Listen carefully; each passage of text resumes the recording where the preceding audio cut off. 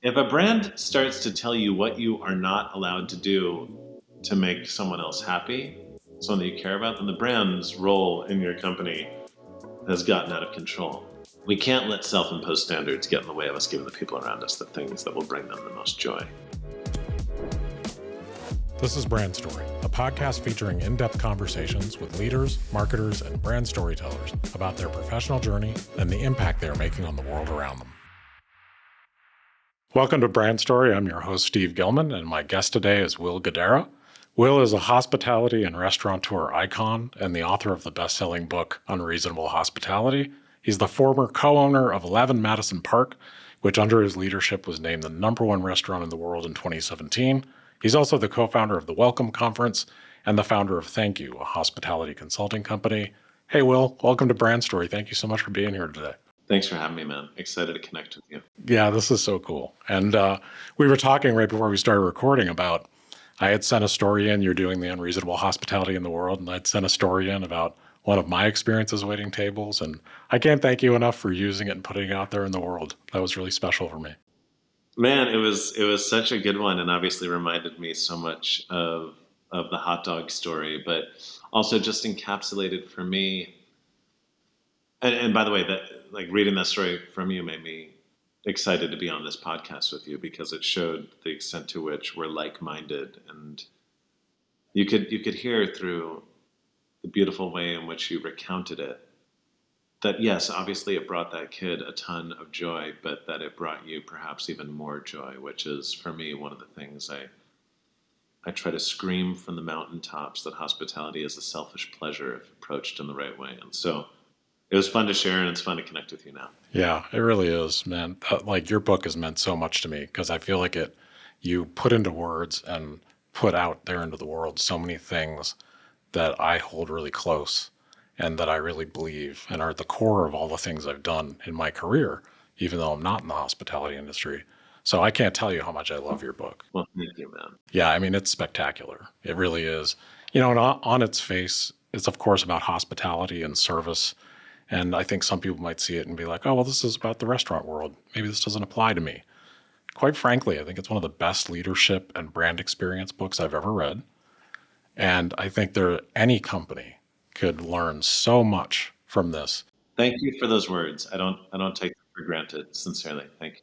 You're so welcome, man. Like your book really touched me, and it's one of the only business books that at the beginning I got kind of choked up reading it. I think it's a very personal book for you. You know, you read a lot of business books and you can tell it's, you know, someone's got a system or they've got a thing, they've got an approach they really want to sell, you know? And this is, I would guess this is more of a mission and more of a way of being for you. So can you tell me a little bit, this started so young for you.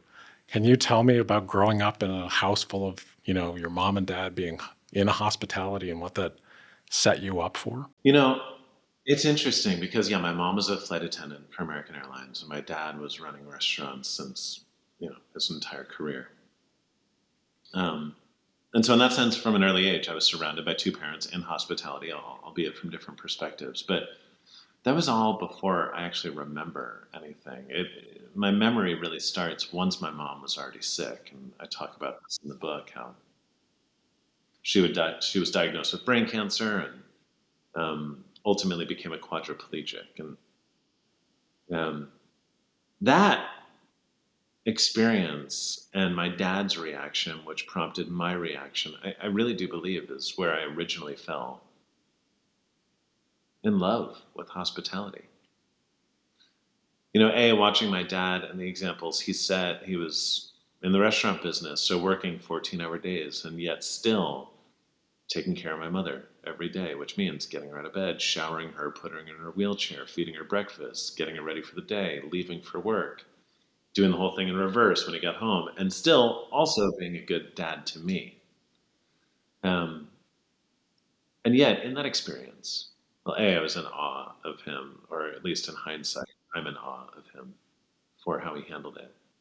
But never once did he feel bad for himself. And his reaction, not dissimilar to I'm a dad now, and when my 2-year-old falls, if I say, oh my gosh, are you okay? Then she knows that she hurt herself. If I'm like, babe, you're good, then she's not actually okay, you know? Um, I never, even for a moment, thought I should feel bad for myself. And in fact, both of us ultimately to the contrary, although obviously if we could go back and wave a wand and my mom never was sick, we would. But we both derived pleasure out of caring for her. I watched the extent to which, even in moments of frustration, like he loved taking care of her, and I did too. As perverse as it might sound, I looked at my friends and how their moms always doted on them, and didn't feel bad for myself. I just kind of celebrated the fact that I was the only one that got to really take care of my mom. And so, like, yeah, like my early stories are not like, I fell in love with hospitality because we had family around the table and like, you know, Sunday sauce, supper. It was this different approach to it. Yeah, it's really intimate. It's very one size fits one, really. It's about caring for another human being in a really personal, very up close way, which I think likely informed how you approach caring for customers and caring for workers and caring for people around you. So it does seem like it was very formative. I mean, like, how can it not be? But I think that's beautiful what you took away from it. And I think that approach is just amazing. That reminds me of something from the book that I wanted to talk to you a little bit about because I just thought it was so inspiring. And it kind of starts with a quote of yours, make magic in a world that desperately needs more of it. And it was the story, and I got very choked up reading about your experience with your mom. And then when she passed and you were about to leave the country to study, and you and your dad had this opportunity to go to a very famous restaurant invited by the chef, and you went because, you know, it was a thing to do with your dad. Can you just unpack that a little bit for me? Because I think that taught you some things about experience and how much it can mean to others. Yeah. One of the things I talk about often is that in order to be successful as an individual and then as a leader, you need to take the time to name for yourself why your work matters, the myriad ways you have to impact other people significantly.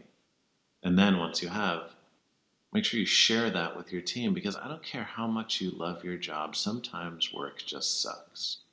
And if you don't believe with every ounce of your being that the work actually matters, that you do genuinely have the ability to impact people, it's hard to bring your most fully realized self to the work on those hard days. Um, and listen, I believe there is nobility in serving people. Um, I believe we can help people celebrate some of the most important moments of their lives. But the story I'm about to tell really helps to explain why we can do so much more than help people celebrate. When I was in college, perhaps my favorite course was this thing called Guest Chefs, which was a class where a famous chef would come up and all of us in the class would help that chef effectively open a restaurant for a night. And we would serve the public, and it was a whole thing. And I was lucky enough, um, when I did it, to have Danielle Boulud as the chef. And Danielle is one of the great chefs in the world, one of the most impactful chefs, all of this. And I became very close with him that week because my responsibility was to entertain him and his sous chefs, and I did the job well. I made sure they had a very good time coming back to a college town. To the point where the night after the dinner, we ended up having a big keg party at my house on College Avenue, and Danielle was serving people caviar. And I think for a few hours, he felt like he was in college again, or honestly, for him, perhaps the first time.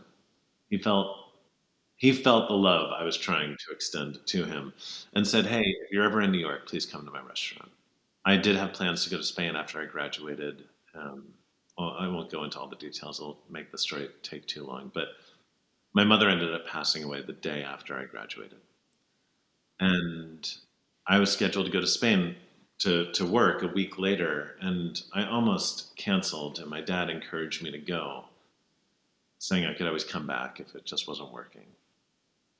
My flight to Spain was out of New York. He lived in Boston at the time, and so he was bringing me to New York to send me off. And I decided, like, hey, this might be the perfect time to go to Danielle, to take him up on that invitation. Because, one of the lines that a guest of mine once said that I'll always keep with me, and it's also in the book, is drink your best bottles of wine on your worst days, not on your best days. Um, I think we have an unhealthy relationship with celebration where we choose only to celebrate when things are great. Um, as opposed to recognizing that, like, yeah, if your day's already great, you don't need a great bottle of wine. Like, if your day is bad, use the great bottle of wine to even it out. And so my dad and I went to Danielle the day before I left for Spain, and we walked in, and they walked us through the bar, through the dining room, to this small room with one table overlooking the kitchen, um, and proceeded to send us 12, 15, some crazy number of courses of food. And Danielle himself spieled every single course. The general manager waited on us. At the end of the night, there was no check. The reason this story was so impactful to me was that I was just a college kid. I had nothing to offer Danielle, and yet he saw something in me that he believed in and decided to lead with generosity. He is one of the most generous people I've known, and that did not change whatsoever as he became more and more successful, and that's inspired me to want to do the same for others. But also, that he created the conditions within the walls of that restaurant such that in the midst of one of the most sad seasons of our lives, that was truly one of the best nights of our lives. And so I say that there's nobility in service because you can help people celebrate, but there's also nobility in service because you can give people the grace, if only for a few hours, to forget about the most difficult things in their lives and reconnect with the things that are the most beautiful. Because listen, as sad as I was to have lost my mother, that night, instead of mourning her loss, we got to celebrate her life and the fact that we still had one another. And I think that's a beautiful example of a magical world. And by the way, I don't believe that creating magical worlds like that are limited to restaurants alone. I think everyone in their own small way can create the conditions wherein people can come together and more genuinely connect in some way, shape, or form. I couldn't agree more, my friend. That's just amazing. I started before, being in marketing and brand, I was a theater director. So when I would direct plays, I was always thinking about just creating a space for the people that are coming to see the play to just have a moment to where sometimes it's relief, sometimes it's just catharsis, sometimes it's you never know what's going on with people. So try to create a very special space where they don't have to think about anything for 2 hours. You know, it's a gift you can give people, and you can do it in so many ways. So let me fast forward a little bit and talk to you about 11 Madison Park. And I know, there are probably people listening in our audience that don't know what 11 Madison Park is. If you're a foodie, you definitely do. I've known what your restaurant is for years and years. But it's a remarkable story. You took over this restaurant, and then I'm really interested in you weaving in how you go from this sort of middling restaurant to the first time you went to the ceremony for the top 50 restaurants, and then how that experience really propelled, I think, everything to maybe this day. So, can you unpack that a little for me?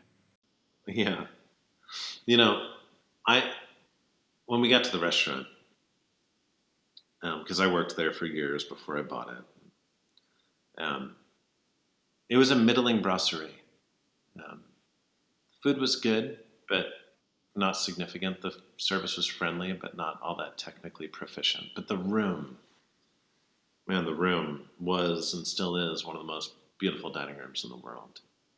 And we had this collective vision to make the experience within that room live up to the room itself.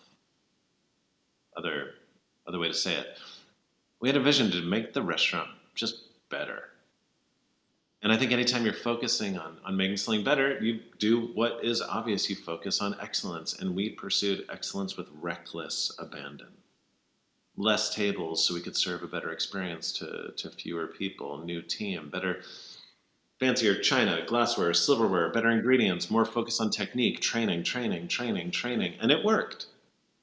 We went from 2 New York Times stars to 3 to 4. We went from 0 Michelin stars ultimately to 3. We're feeling ourselves pretty hard. I bet. And then one day I walked into the restaurant, was doing my morning routine, and going through the mail, and I opened up a letter from the 50 best restaurants. And I opened it up, and it said, "Congratulations, you've been added to the list of the 50 best restaurants in the world. Come to London in June for the ceremony." Obviously, I did.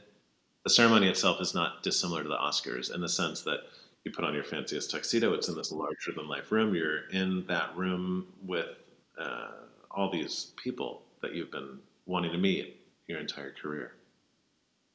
But it's dissimilar from the Oscars in one significant way. At the Oscars, if you're nominated, when they get to your category, you're desperate that they call your name. Here, if you're there, you know you're one of the top 50. You just don't know where on the list you fall until you get there. They sort of 50, they count down to one. There, you are desperate that they do not call your name for as long as humanly possible. I like to gamify pretty much everything in life. I think it's a superpower as a leader. I don't care what you do. It's more fun to play than it is to work. If you can make work feel more like a game, that will never steer you wrong.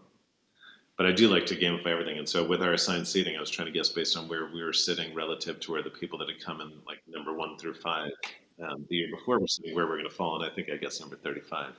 And then the guy starts the countdown. He goes, "At number 50, a new entry from New York City, 11 Madison Park." And I'm like, fuck. I bet. Now, what I realized very quickly is the assigned seating has nothing to do with where you fall on the list. Yeah, It's so right. that they can put a camera on you and project your image in front of the entire room, which Wow. again was filled with the heroes, and I looked like I'd just gotten kicked in the groin. You know, like a very professional, mature individual in a moment of profound disappointment, I left the party early and went back to the hotel and started drinking. Going through the stages of grief and anger. We Yeah. sat on anger. And you know what? We sat on anger, and this is something I actually believe in. And I didn't lean into this as much as I probably should have in the book. We spend a lot of time these days talking about emotions and healthy emotions and how to channel the right emotions, and all of that is appropriate and important. Anger is not a bad thing when used in the right way. We shouldn't sit in anger. We shouldn't indulge it for too long. But A, we can't pretend it doesn't exist. That's unhealthy. And B, it's a waste to not feel it when we feel it, because we can use it to push us forward and to fuel our competitiveness. But once you feel it, once you sit completely in whatever emotion you're feeling, then you move on to the next one. And ultimately, we got to acceptance. Because here's the thing: it's patently absurd to say the one restaurant is the best restaurant in the world. What that list acknowledges is the restaurant that's having the greatest impact on the world of restaurants at any given time. I don't know about you. When I want to accomplish something, I look at the people that have accomplished it before me, study them, learn what I can from them, make it my own, and approach it accordingly. And when I looked at the restaurants that had become number one on that list, they were chefs. They were unreasonable in pursuit of the product. That night on a cocktail napkin, I wrote 2 things. We will be number one, because I believe you can talk things into existence, and you need to be willing to say your most audacious goals out loud if you ever want to have a chance to achieve them. But a goal without a strategy is nothing more than a pipe dream. And so underneath that, I wrote what our strategy was going to be. If they were unreasonable in pursuit of product, I was going to be unreasonable in pursuit of people. And so I wrote Unreasonable Hospitality. And that moment, although it wasn't like that happened and then we were to the moon, then it took years to figure out exactly what that meant. But that was truly the starting point. That is just so inspiring, and such, I think, an important story for anyone that has the natural ups and downs of trying to build anything, and then, yeah, I love that you sat with the anger and then came up with a strategy. And then I think it took you a good 10 years after that of just hard work, investigation, probably failure, some wins and some fails, and just that sort of, you have to get mad at it sometimes and keep going. Well, anytime you're trying to do something unique or impactful or innovative or new, I mean, like, think of it like this. If you're wandering through a forest that doesn't yet have paths, you're going to get lost occasionally. Sure are. But we got there. Yeah, you got there. So it's an amazing accomplishment. And I love that you came at it from the human point of view instead of just the food, because the food is obviously exceptional. But what you all do transcends that and goes into experience, which is why I think your book is the best brand experience book I've ever read. And you tell a story in it that I connected with immediately, similar to the story that I submitted to your, unreasonable hospitality in the world. You tell the hot dog story, which has become very famous. I think a lot of our listeners maybe haven't heard it. And I think it was pivotal in a way. It was totally pivotal. I mean, after we got back from the 50 Best, we started like exploring what unreasonable hospitality meant. And that, a lot of trial and error, a lot of collaboration with the team, understanding that my role as a leader was to set the vision, but it was our collective responsibility to figure out how to navigate our way towards it. Um, we explored every single touch point in the guest experience. We interrogated the experience to understand it completely such that we could, in isolating every single interaction, then figure out how to elevate as many of them as possible, kind of channeling the idea of marginal gains, that if you increase every part of it just slightly, the overall impact is transformational. Not to mention the fact that if you can find touch points in the experience that no one else has ever paused for long enough to consider and just make them a little bit more awesome, it gives you an unfair competitive advantage. But then one day, I found myself in the dining room on a busier than normal lunch service, and I was helping the servers, and I was clearing appetizers from a table of 4 foodies who were on vacation to New York just to eat at restaurants. And they were actually on their way to the airport to head back home after their meal. And I heard them just talking about all the restaurants they'd eaten at: Per Se, Danielle, Le Bernardin, Momofuku, now 11 Madison Park. But then a woman at the table jumped in and said, "Yeah, you know what? But we never had a New York City hot dog from one of the street carts." And it was like one of those light bulb moments. So I ran back into the kitchen, dropped the plates, ran outside, got a hot dog, ran back inside. I was joked that I had to figure out how to convince the chef to serve it in our fancy restaurant, but eventually got him to. And we cut the hot dog up into 4 perfect pieces, added a little swish of ketchup and a swish of mustard, basically made it look super fancy, some sauerkraut relish. And then before their final savory course, which was at the time a honey lavender glazed duck that had been dry aged for 2 weeks, I brought out what we in New York call a dirty water dog. And I explained it. I said, "I want to make sure you don't go home with any culinary regrets. Here's that New York City hot dog." And they freaked out. I mean, like freaked out. And it was a moment of revelation for me, because I'd served so much food over the course of my career: wagyu beef and lobster and caviar and foie gras, and I'd never seen anyone react to anything I'd served them like they did to that hot dog. Now, it was a pivotal moment, not because it happened, but because I paused to consider what went into making it happen, and then put a system behind it to ensure that that would continue to happen. And I think that's a really important distinction, because I always say athletes go to the tapes and they've had a bad game to see what they did wrong. They don't often enough go to the tapes and they've had a good game to see what they did right. And I think that happens so often in organizations, where there's these moments of fleeting brilliance, but people don't stop and grab onto them and hold on to them to ensure that they become a part of the fabric of the organization. And so I went back to the tapes and the hot dog, and I talk about this in the TED Talk. It was 3 things: being present, meaning like slowing down enough to actually listen to the people around you. 2, not taking yourself too seriously.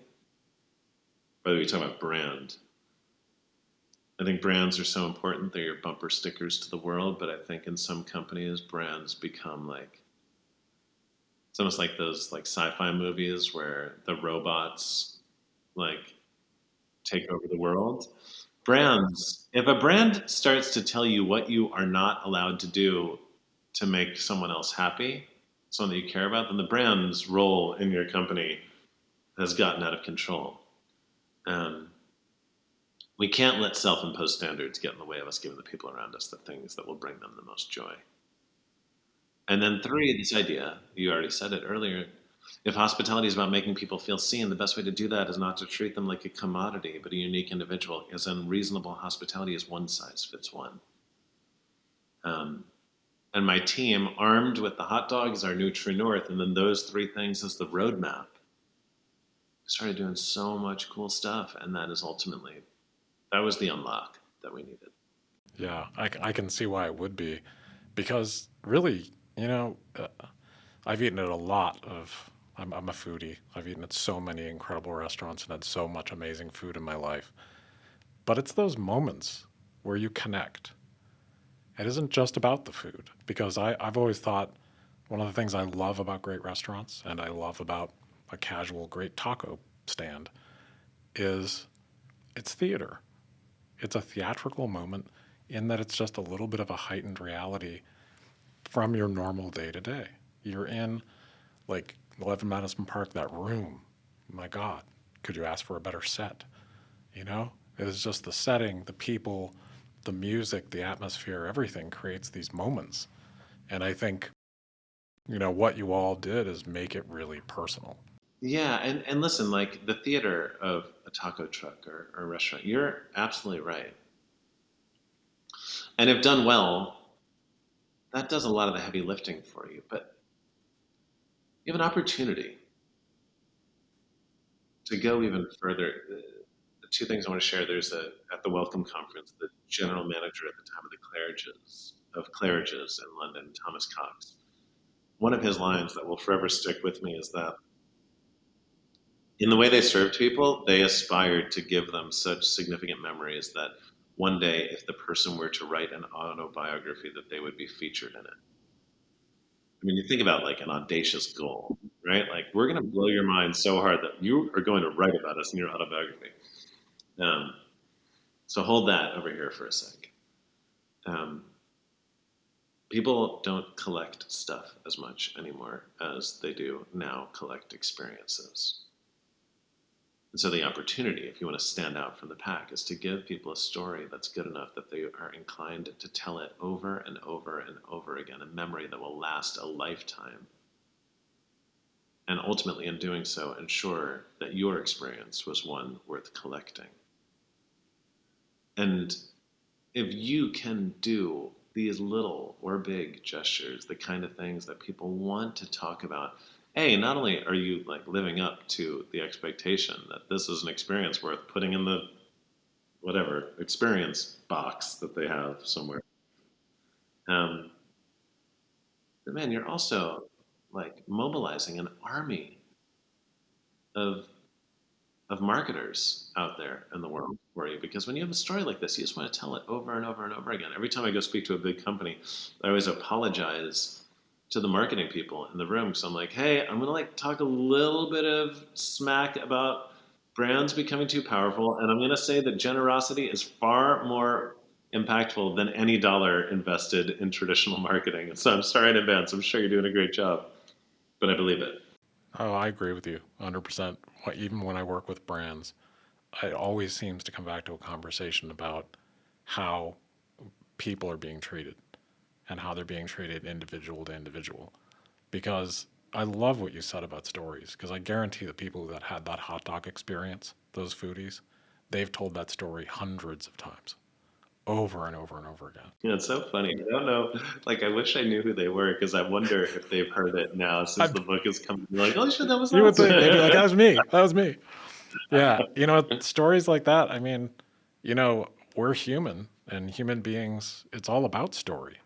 So I think that's the other thing that you all really unlocked is that 11 Madison Park and the service you gave and the way that you delivered it was extremely human, but it was just built on story. I mean, you obviously get this as well as anybody, right? I mean, like, look at the name of the podcast we're on.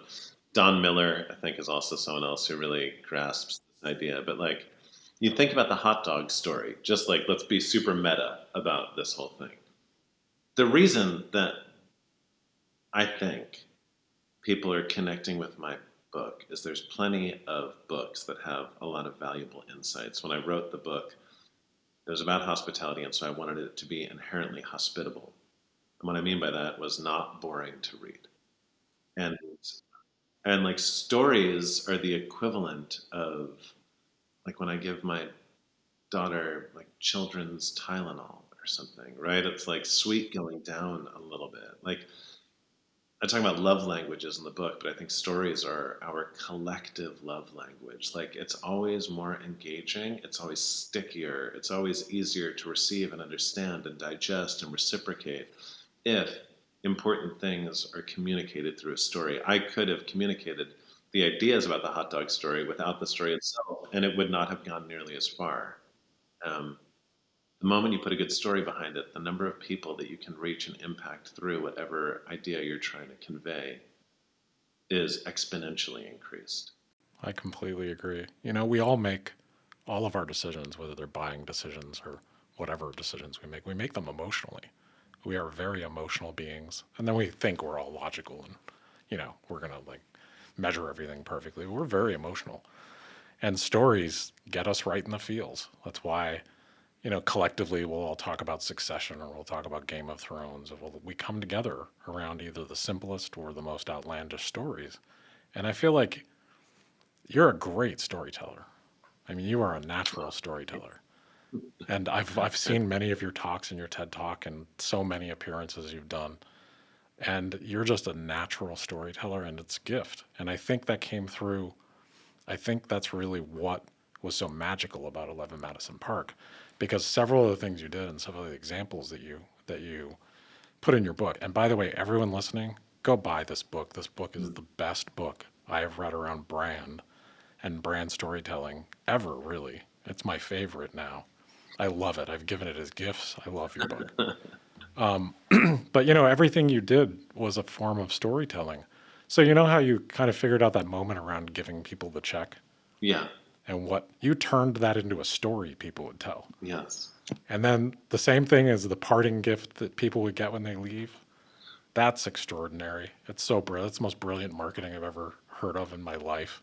So can you unpack those for me? They're just Yeah. little moments, but they're beautiful stories. When you go to a fancy restaurant at the end, in most cases, you're given a little baked good. That was not anything new. Um, and we did the same in the beginning. We gave out canelés, and canelés, if you're listening to this, you've never heard of canelés. They're a very technically difficult thing to bake perfectly. Um, they're delicious, but no one has ever woken up in the morning and said, "You know what I'm really craving today? A canelé." Um, and as we started shifting our focus towards hospitality, I looked at that and said, "We're serving our egos here. This is more about us showing the people we're serving, look what we can do, than it is giving the people we're serving something that they actually want or need, even if they don't want or need it." And, you know, the fancier we got, the more important it was to me that we found opportunities either within the meal or after the meal or just in the way we interacted with the world outside of the meal to show people that we didn't take ourselves too seriously. That we were still a human powered organization and not some temple to gastronomy. And so I looked at that thing, like, what are we giving away? And what could we be doing differently? And listen, at the end of a meal like that, you're full. You don't need more dessert. And the next morning, well, come on, you should not be having dessert for breakfast. And yet I always wanted the experience to extend as far into people's lives as possible. And so we switched it to granola. And we made the most unbelievably good granola ever. And I really can't say you shouldn't be eating dessert for breakfast because it was not the healthiest granola, but it was really delicious. And it became this humble gesture that not only showed people we didn't take ourselves too seriously, but said, hey, you're going to wake up tomorrow. I don't know about you, I'm always pretty hungry after a big meal the night before. And that granola and how people, what people did with it at home, with whatever fruit or yogurt or this or presentation, was often the last picture on someone's Instagram slideshow of their meal. And the granola became famous. I mean, that became like one of the biggest things we did, far more famous than any sort of fancy French pastry ever could have become. The check was what I was talking about before about like applying intention and creativity to the less likely touch points in the experience. And in doing so, take things that are either normally a negative part of the experience or an irrelevant part of the experience and make them significant. Um, and the check is a hard part of the meal for a bunch of reasons. Like people get impatient once they ask for it. You can't drop it on the table before they've asked for it. It's also the moment where they realize how much the whole thing costs. And so once we identified that as a touch point, we figured out collectively how to elevate it. And this is what we came up with. If I knew you were done, if I was pretty damn sure you weren't going to order anything else, we'd bring over a glass for each person at the table and a bottle of cognac, and we'd pour a splash of cognac into each glass. Then we'd put the bottle on the table and say, "This is with our compliments. I'm going to leave the bottle here. Help yourself to as much as you'd like." And then we'd put the check down and say, "And your check is right here whenever you're ready for it." And it did a bunch of stuff. One, no one ever had to ask for the check again. Two, no one could ever think we were trying to rush them out. We just given them an entire bottle of free booze. Yeah. Three, it was a gesture of extraordinary generosity. At the same time, they were seeing how much the meal cost. And four, it gave us that unfair competitive advantage because no one else had ever really applied that much creativity to how to put down the check. And took that moment and made it like, gosh, the fact that like one of the things that people would remember most fondly about the meal at 11 Madison Park is when they got the bill. Turning the bill into a story that someone tells, giving them something they take home that becomes part of their life the next morning. I mean, it's brilliant. Oh, by the way, the granola, in the beginning we did it in ball jars because I wanted it to feel very humble. And then I kept on hearing or seeing, we did it in ball jars with a sticker on the top. And then people were keeping the jars. And so then we just made this gorgeous jar and spent kind of a stupid amount of money on it because if there was going to be an artifact of our restaurant in people's lives forever, like it would be part of their kitchen pantry.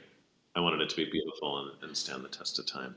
Yeah, I had Marcus Collins on recently talking about cultural moments and artifacts, and you were creating little artifacts for people to take, and systemizing these beautiful little moments, which were all basically stories. They're like little micro stories that people get to tell each other. They get to tell them what it meant to them. It's just such an emotional, amazing thing. So I really don't want to dive into a ton of businessy talk in this because I think this is a beautiful conversation that I'm getting to have with you.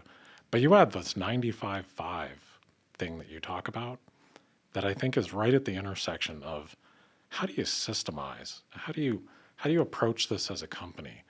And it connects to I think my favorite phrase I've ever heard that we now say around our office, grace notes, which I love. I love this so much. So can you sort of unpack that however you see fit? Well, yeah, the rule of 95-5 is honestly, it's just strategy, right? And it was just my financial strategy. And strategy is this big fancy word that people, I think, don't think they understand, but strategy is actually not that complicated. It's just about choosing to be intentional about how you invest time and energy and resources um, with a desired outcome in mind. The rule of 95-5 is basically we manage our money like crazy people 95% of the time so that we can earn the right to 5% of the time spend it foolishly. I always need to be careful when people read the book because some of the better stories are the ones that sit in the 5% and they like get to the end of the book and forget about some of the 95% stuff. And I always need to remind them like, hey, you don't get to do the 5% if you're not also doing the 95%. You need to be a scrupulous business person and make sure that you're minding every part of the business with the same amount of creativity that you're doing the stuff that you really have fun with. You need to find joy and creativity in every element of it to some extent or another. And so that means whatever it means for your business, whether it's watching expenses like a hawk, managing overtime, doing all that stuff. So that 5% of the time you can spend foolishly. And foolishly is in quotes because it's actually that spending that results in the greatest connection, the biggest stories, the most lasting memories. Those granola jars fell into the 5%, right? But that was a daily reminder every time the owner of that jar went to put sugar in their coffee because that's where they went to store the sugar from that point forward had of our restaurant and the time they had with us and a nudge that maybe it was time to choose to come back. You have to earn the 5%, but once you have earned it, you need to be really creative in figuring out how you're going to spend it. That's beautiful. And it's so helpful. I think anybody listening, you don't get to have the 5% or even have the time for the 5% if you're not really disciplined. Because an organization that can experiment like that and maybe take some wild swings and try some crazy things, you're there because of all the discipline behind the scenes.